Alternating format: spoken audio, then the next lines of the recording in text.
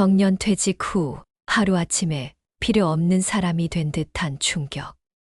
여러분도 느껴보신 적 있으신가요? 돈도 있고 건강도 있는데 마음은 텅 빈 상태. 바로 이것이 노후 번아웃입니다. 김영수 씨, 올해 67. 평생 은행원으로 성실히 일했고 정년 퇴직까지 마쳤습니다. 퇴직금과 연금 덕에 생활비는 걱정 없쇼. 매달 180만 원의 국민연금, 여윳돈도 남습니다. 그런데 정작 본인은 말합니다. 이제 내가 어디에 쓰이는지 모르겠다. 예전에는 아침마다 알람이 울리면 벌떡 일어나 양복을 챙겼습니다. 지하철에서 부딪히는 사람들, 사무실에 쌓인 서류 더미, 회의와 보고서, 숫자와 성과. 모든 게 귀찮고 힘들었지만 그래도 살아있다는 느낌은 있었죠. 이제는 알람이 울려도 일어날 이유가 없습니다. 오늘은 뭐 하지? 라는 허무한 질문만 남습니다. 아침 9시에 TV를 켜고 채널을 돌리다 보면 어느새 오후 3시. 뉴스, 드라마, 예능 아무리 봐도 머리에 남는 건 없습니다. 시간은 흘러가는데 마음은 멈춰 있습니다. 손주 사진을 보면 잠깐 웃음이 지어집니다. 그러나 금세 생각이 스칩니다. 나는 이제 누구에게도 꼭 필요한 존재가 아니구나. 가끔 경로당에 나가도 어색합니다. 남들은 다 재밌게 수다 떠는데 나는 괜히 낯설고 외롭습니다. 내가 여기 왜 있지? 나는 지금 뭘 하고 있지? 이런 질문이 마음속에서 끊임없이 올라옵니다. 이것이 바로 노후 번아웃입니다. 경제적으론 여유가 있는데 정서적으로는 오히려 가난해지는 상태. 나는 쓸모없다는 생각이 매일같이 마음을 무너뜨립니다. 여러분은 어떠신가요? 퇴직 후 첫 1년 혹은 지금의 하루하루가 혹시 김영수 씨와 비슷하지 않으신가요? 김영수 씨가 평생 붙잡고 달려온 건 사실 자신의 목표가 아니었습니다. 회사에서 정해준 성과 지표. 이번 분기 대출 실적 120% 달성해야 합니다. 가족을 위해 끊임없이 흘러나온 요구. 아빠, 이번 달 학원비 80만 원 또 보내야 돼. 생활비는 빠듯하니까 용돈은 20만 원만 써. 그는 늘 남이 정해준 목표에 맞춰 살아왔습니다. 결혼 후 그는 다짐했습니다. 아이만큼은 좋은 대학 보내야지. 아내만큼은 고생시키지 말아야지. 그 다짐은 분명 사랑이었지만 동시에 짐이 되었습니다. 스스로 무엇을 좋아하는지, 어떤 꿈을 꾸고 싶은지는 생각할 틈조차 없었죠. 직장에서는 언제나 성과가 목표였습니다. 밤 10시 퇴근은 기본, 주말에도 거래처 눈치를 보며 전화를 받았습니다. 회사의 숫자가 곧 그의 성적표였고, 그는 자신이 아닌 회사의 목표를 위해 살았습니다. 이것이 바로 주객전도입니다. 내 인생의 주인이 나여야 하는데, 목표가 주인이 되고 나는 그 목표의 노예가 되는 것. 아이의 성적이 나의 존재 이유가 되고, 회사의 실적이 나의 자존심이 되어버린 것. 문제는 그렇게 수십 년 달려왔던 목표들이 퇴직과 함께 사라졌을 때 찾아옵니다. 책장에 꽂힌 상패만 덩그러니 남았고, 아이들은 이미 독립해 연락도 뜸해졌습니다. 남은 건 텅 빈 거실과 의미 없는 하루. 회사의 성적은 올렸지만 내 인생의 점수는 0점이었다. 가족을 위해 평생 달렸지만 정작 내 이름으로 된 꿈 하나 없었다. 여러분도 혹시 이런 마음 가져보신 적 있으신가요? 노후 번아웃과 허무의 정체, 그 뿌리는 바로 남이 정해준 목표였습니다. 내가 주인이 아니었기에. 목표가 사라진 순간 나도 함께 사라진 듯한 공허감이 찾아온 것이죠. 김영수 씨는 퇴직 후 어느 날 문득 깨달았습니다. 평생 남이 정해준 목표에 매달려 살았는데 정작 나 스스로 세운 목표는 하나도 없구나. 그 순간 가슴 깊은 곳에서 질문이 올라왔습니다. 이제라도 나답게 살면 안 될까? 중요한 건 남보다 빨리 가는 게 아니었습니다. 내 속도로 가는 것. 30년간 남만 따라 달렸지만 결국 남만큼밖에 못 갔습니다. 출세를 좇았지만 내 이름으로 된 꿈은 하나도 남지 않았습니다. 그는 작은 것부터 다시 시작했습니다. 하루만 모를 걸어야지. 라는 부담 대신 처음엔 2,000보만 걸었습니다. 그렇게 조금씩 늘려가다 보니 어느새 1000보를 웃도는 날도 생겼습니다. 속도는 느려도 내 호흡에 맞추니 몸과 마음이 함께 살아났습니다. 생활도 달라졌습니다. 아내에게 하루에 한 번 고맙다고 말하기, 손주에게 용돈 봉투 대신 안아주기, 하루 일기장에 내가 잘한 일 한 줄 쓰기. 작은 실천들이 모여 허무했던 일상에 따뜻한 빛이 들어오기 시작했습니다.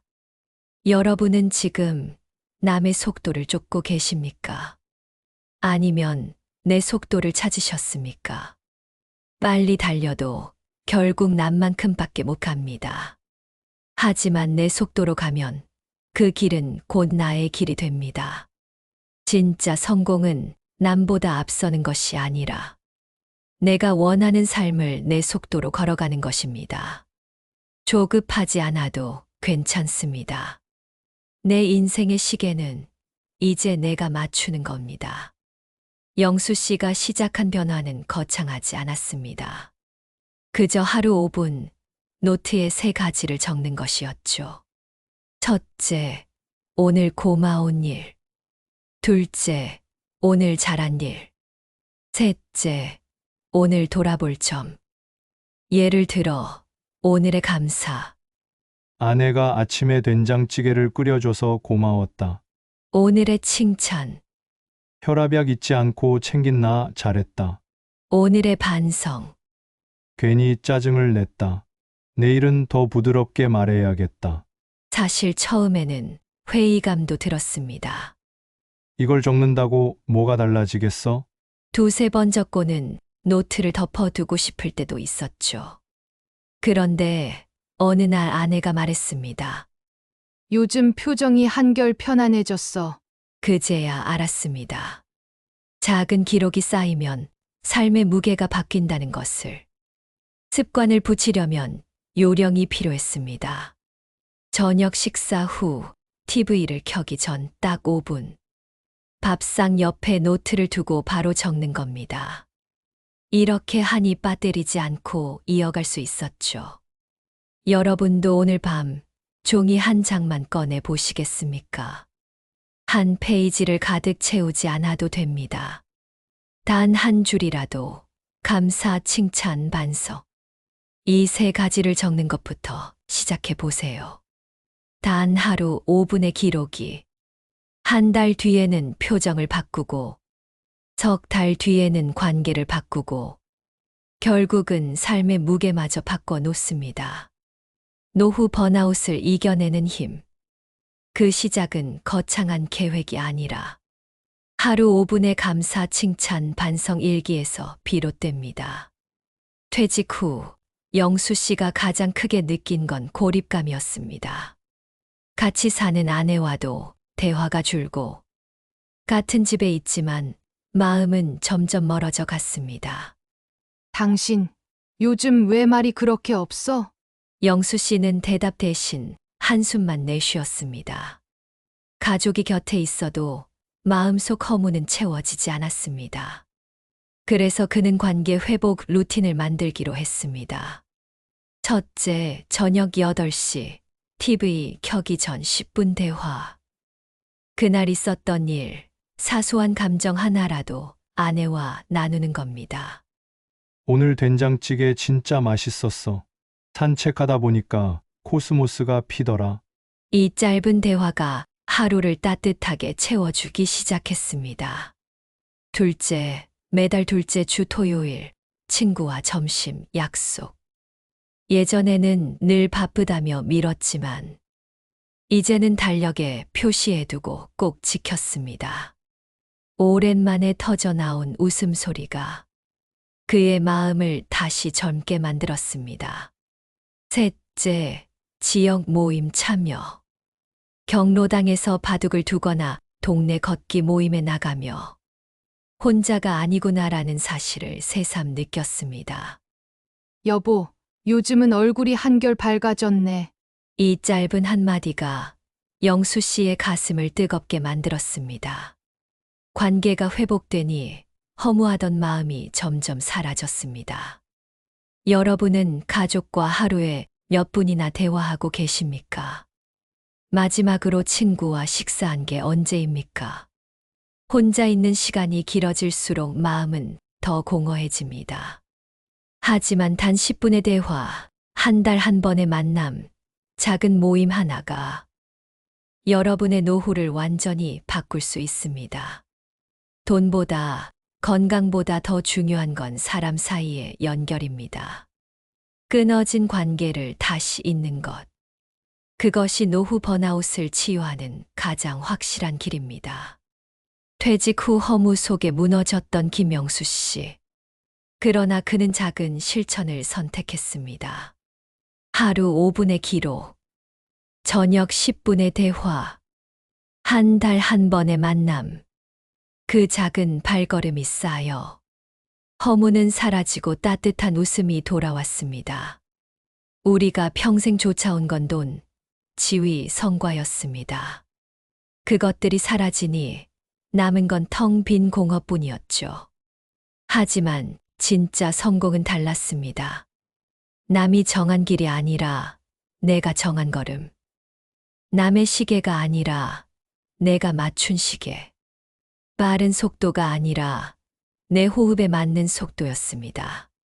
여러분, 지금 여러분의 하루는 누구의 기준으로 흘러가고 있습니까?